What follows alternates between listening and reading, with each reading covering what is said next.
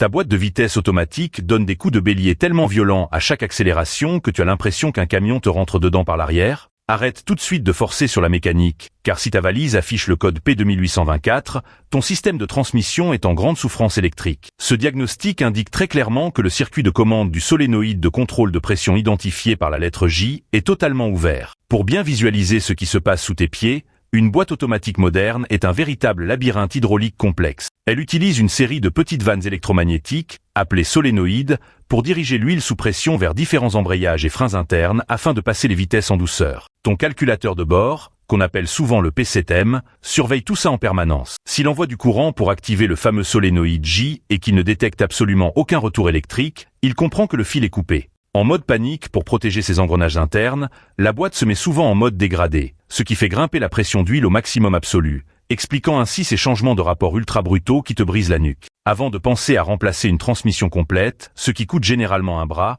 on retourne aux bases fondamentales. Tire la jauge de ta boîte de vitesse si elle en possède une. L'huile, le fluide ATF, doit être propre, clair et bien rouge. Si elle est noire comme de l'encre, épaisse ou qu'elle sent atrocement le brûler, les conduits internes de ta boîte sont probablement colmatés par la saleté, empêchant le solénoïde de bouger physiquement. Si ton niveau et la qualité de l'huile sont irréprochables, alors le problème est purement électrique. Il faut te glisser sous la voiture et inspecter minutieusement le grand faisceau de câbles qui se branche sur le carter de la boîte. Ces fils vivent un enfer quotidien entre l'eau, le sel de la route, la chaleur de l'échappement et les vibrations. Une simple petite broche de connecteur recouverte de poudre verte d'oxydation ou un fil cisaillé par un débris suffit à couper la communication. Si le faisceau est impeccable de bout en bout, il faudra alors tester la résistance interne du solénoïde avec ton multimètre. S'il n'affiche aucune continuité, c'est que la bobine interne a grillé et tu devras ouvrir le carter d'huile inférieur pour procéder à son remplacement chirurgical.